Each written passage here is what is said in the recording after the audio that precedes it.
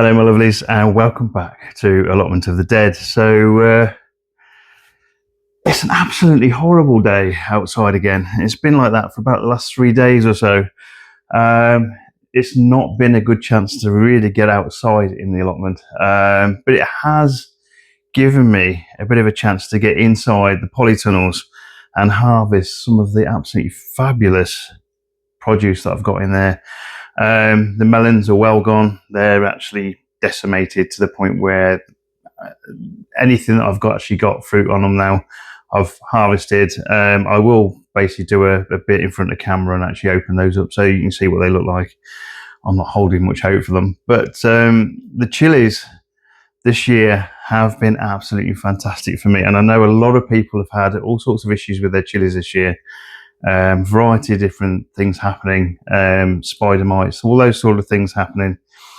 The only thing I've managed to get recently is a little bit of probably quite late blight on one of my sugar rush plants, but other than that, I've been quite lucky.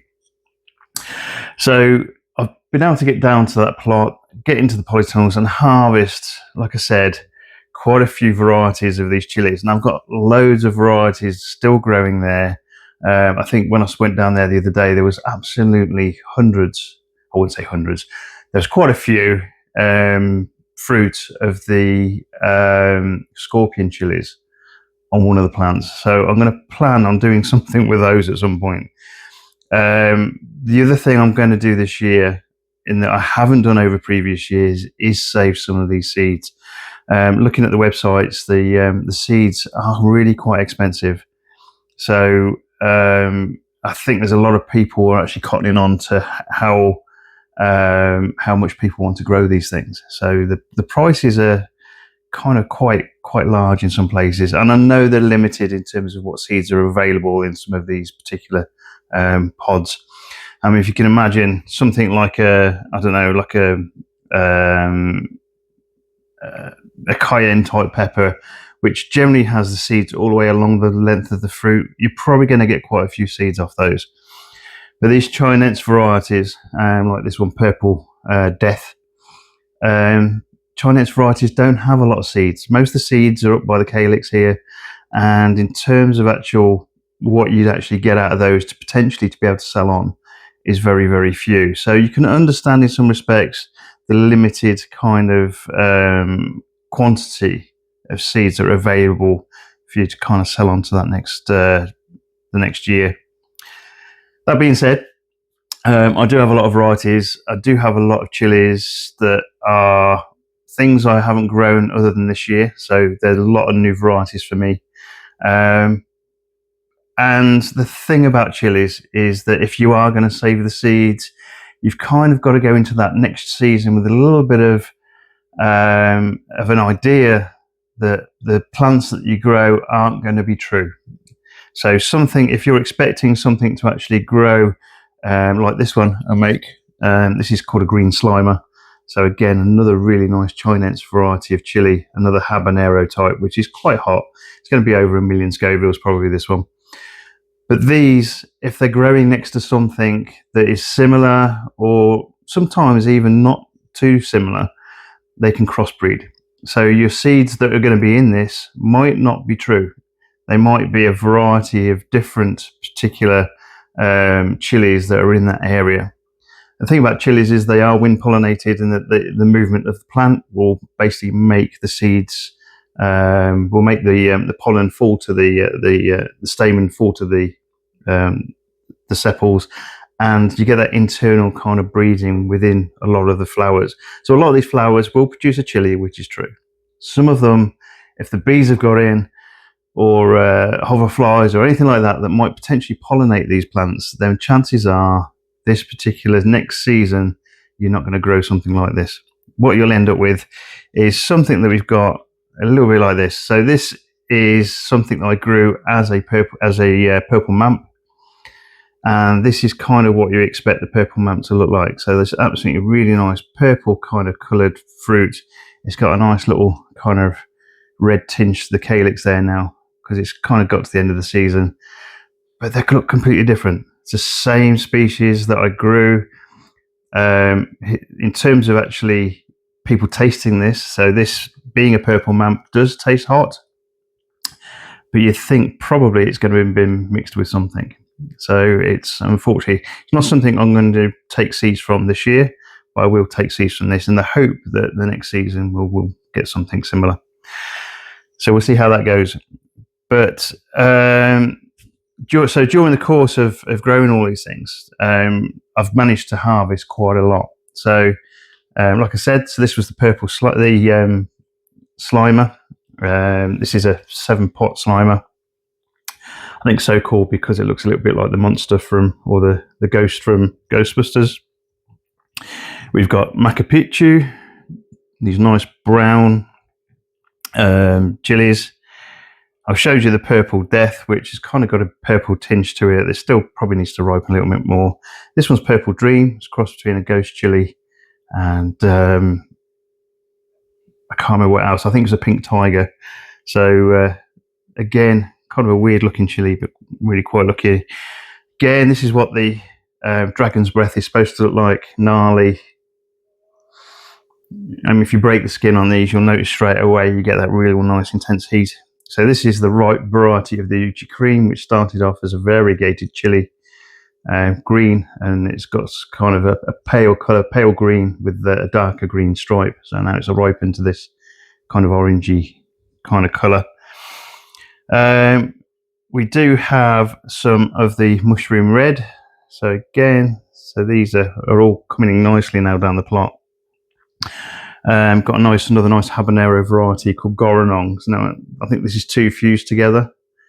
It's supposed to look like just that one really. Again, really nice tasting habanero type chili. And we've got these nice little Chupatino kind of chilies. Absolutely gorgeous little things. Quite a bit of heat to them. Had one of these down the plot.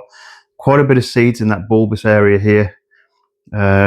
And again, really quite a nice chili. The other things I've managed to harvest are this nice variety here. So this is the Ahi Chuloraro. So this is the unripe variety. Now it ripens to this really nice golden yellow. Absolutely gorgeous. And again, quite a bit of heat to these. Nice perfume chili. Really something you can kind of get your teeth into. I have harvested pretty much quite a few of these lemon drop chilies. So this is Ahi Lemon, or Ahi Limon. Is basically some places you'll find them. Sometimes you'll find them as Peruvian yellow as well. Variety of different types of this particular chili, all slightly different, but quite similar in the fact that these, when you eat them, are really quite citrusy. You get that nice yellow lemon tinge to them, kind of tangy on your tongue. And again, these make absolutely fantastic chili powders. And oh, there's another one of those Purple Mamps in there. Really nice chili powders and some really nice chili sauces. So these actually, I'm going to make a fermented chili sauce out of these. I'm going to put them in a nice fermenting jar with a little bit of garlic. And then I think I might make a chili sauce with either pineapple or mango or something like that. And then we'll see what that tastes like.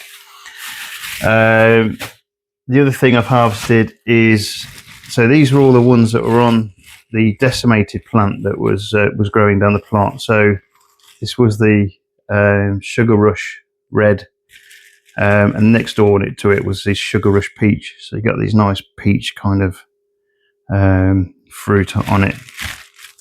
So the thing about this is that it does make some really fantastic jams. There's a certain amount of sweetness to these particular ones. Again, these are Bacatum varieties of chili. They always seem to have that aromatic kind of perfume kind of flavor to them and taste to them. The other thing I've got in here hiding is it's a Devil's Tongue White.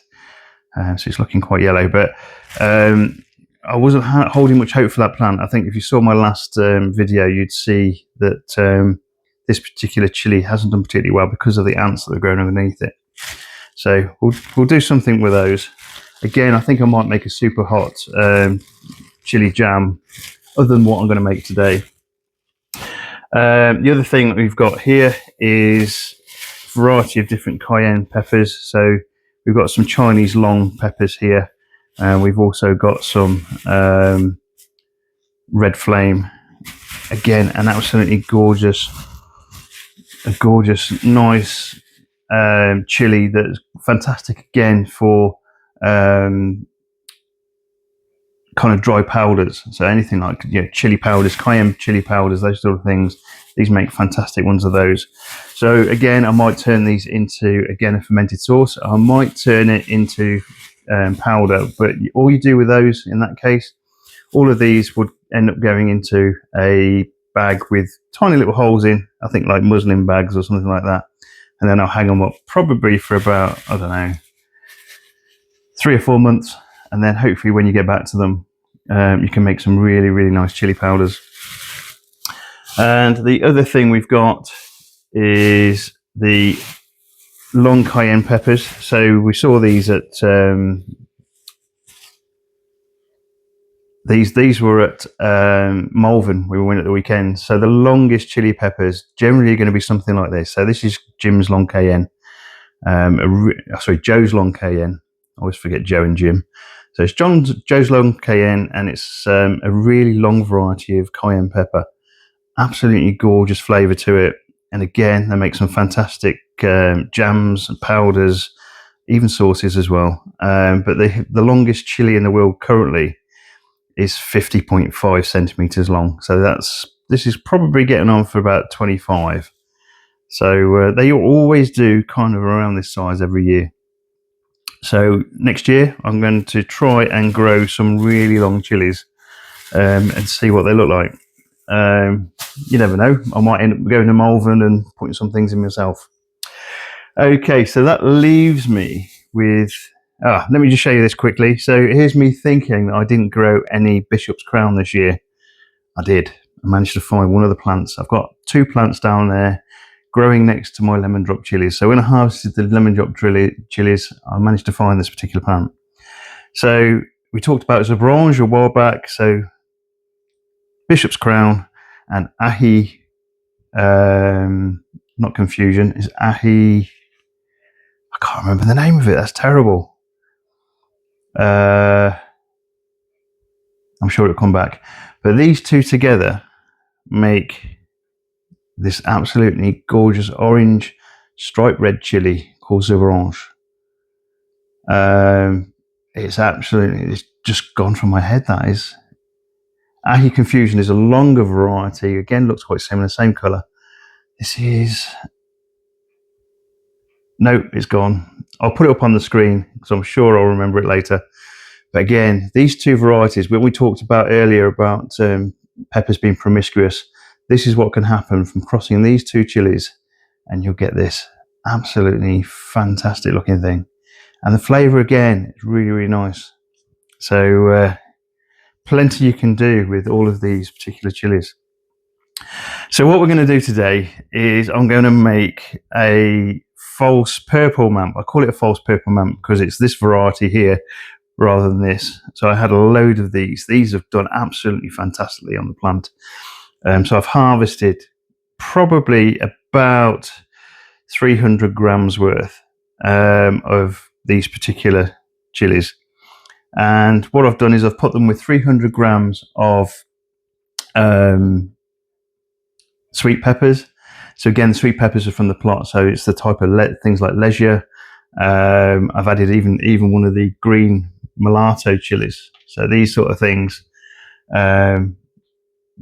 Cherry chodo, lots of varieties of sweet peppers I'm growing down there as well. So all of these have gone into this mash that I made yesterday morning.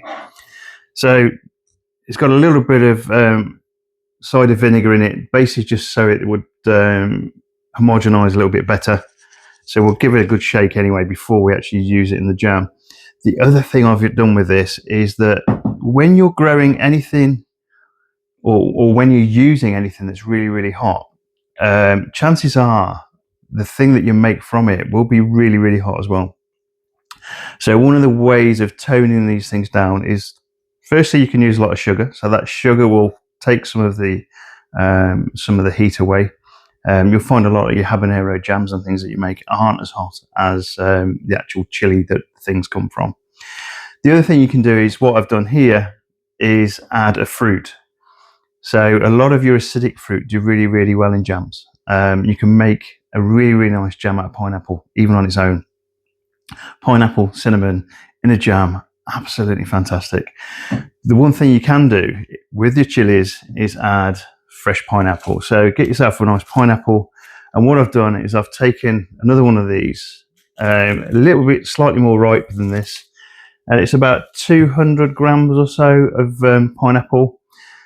The thing about pineapple, which is the same as chilies though, is that it doesn't really have much in the way of pectin. So again, you're going to have to add a sugar with pectin in it. So jam sugar, always the best place to go, always the best thing to use when it comes to making jams with chilies. And then you need that kind of acidity to make that jam set.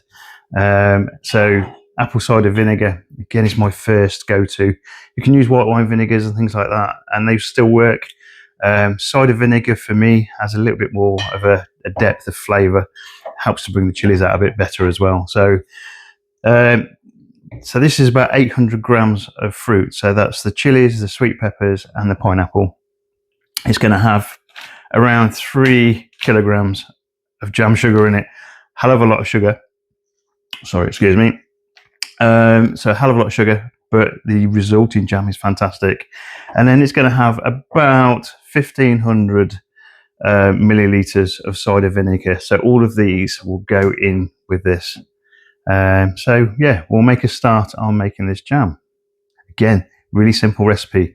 What it is sugar, your mulch or your liquidized, I say liquidized, it's just use the food processor just to make a mash of your chilies. You can take the seeds out if you want. You can leave them in if you like. Depends what heat you want. And the apple cider, and then the apple cider vinegar. It's again really, really simple. Right, let's shift the video so we can actually show you what we're doing.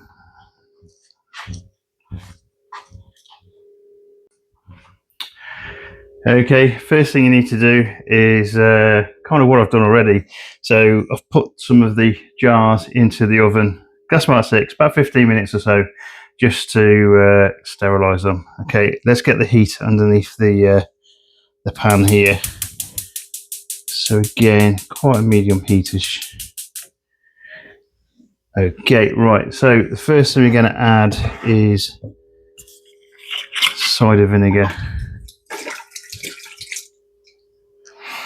So the smell that you get when you actually cook with cider vinegar is amazing. My kids don't like it very much. It's one of those things that unfortunately can permeate the house. But if you like the smell of cooking vinegar, it's absolutely gorgeous. Quickest way to empty a bottle if it's got a weird lid on it. There we go. There's your basic science coming in. You make a whirlpool kind of tornado. There we go. Let's see if I can show you here. There we go.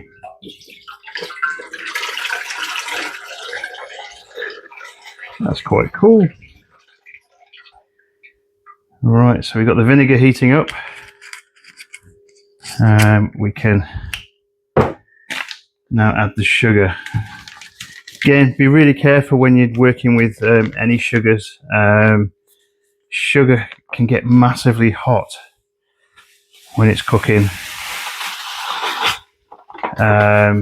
So the burns that you can get from sugar are horrible. Sugar work is one of those difficult things to do as well. This isn't really sugar work, this is just literally making a jam. So we'll see how it goes. So that's 2 kilograms.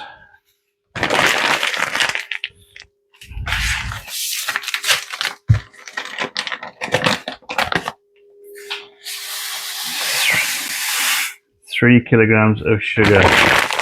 Right. So what we'll do is we'll bring that to a boil, get a nice rolling boil going with it, and then as soon as that then becomes molten, we'll add the mash. Right, back in a second.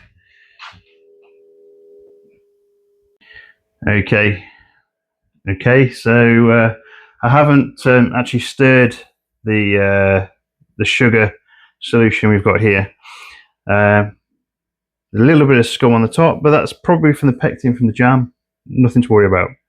So what we need to do now is add the mash. Be really careful about getting this on your hands. Potentially wear gloves if you think you need to. Just make sure you're not going to get splashed. So what we're wanting to do is put it all in, and then again bring this back to the boil.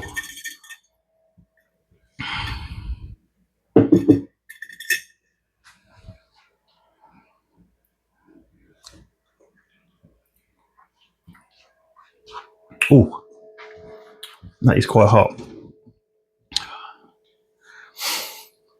So the mash is toned down a little bit with the vinegar. But yeah, that's quite a tang on my tongue at the moment. Good. Right, we'll bring that to the boil. Once we get to a rolling boil, I'll bring it back and I'll show you what's happening.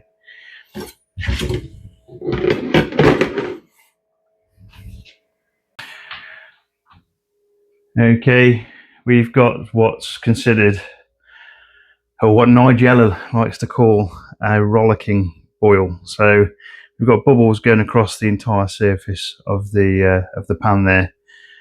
You can see a lot of the mash has gone to the top there. That's fine. It will be dispersed throughout the jam a little bit later. So what we want to do is keep this on a rollicking boil for about 10 minutes. So we'll set a timer for 10 minutes and then we'll come back to it. This is, in terms of jam, this is a really dark red jam. It's not usually this dark, but yeah, really good. Okay.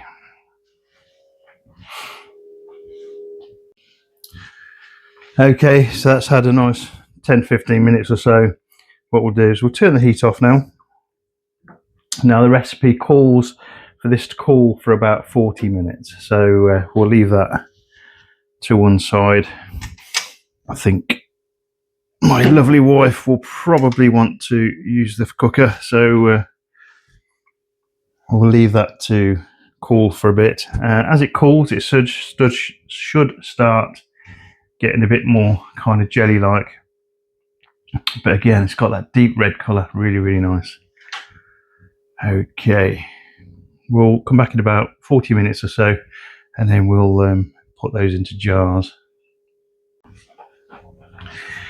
Okay, so the jam has had about 40 minutes cooling, and you're already getting this nice viscous kind of look about it. So we're going to put this into the jars where they'll continue to cool and then hopefully set quite well. At the moment they're still quite, what's the word, hot. Okay.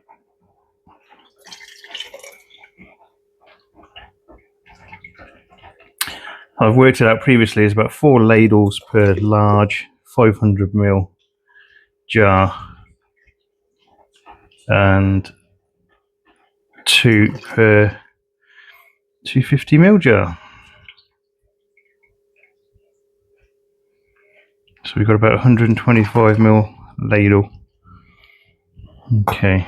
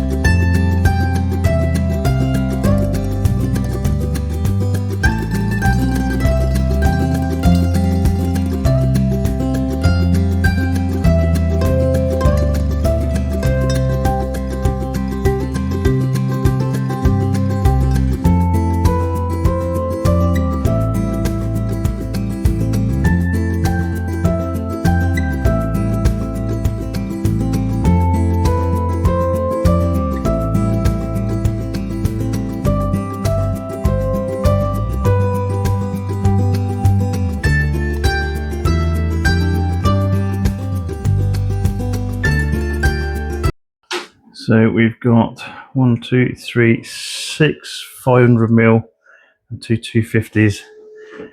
Okay, we'll just stick some lids on them.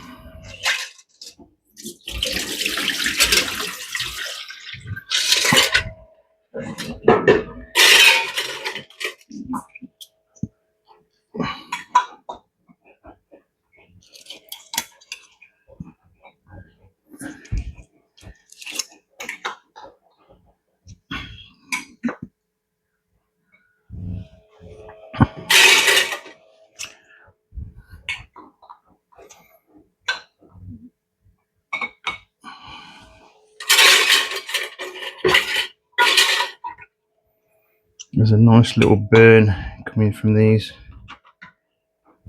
Okay.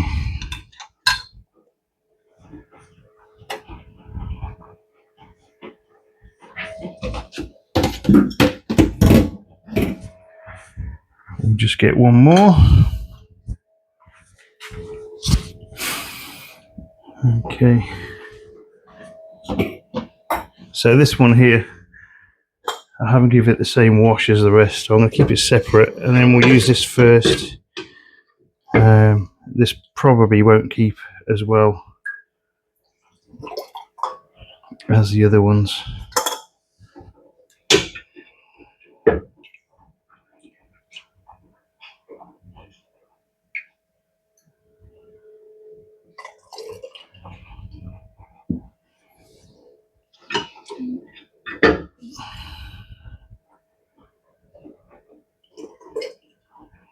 Yeah, it feels quite warm.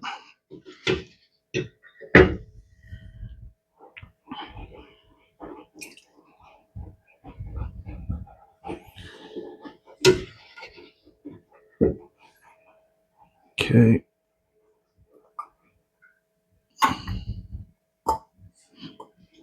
Nice and hot. Right. And then we'll stick the last one on. Right.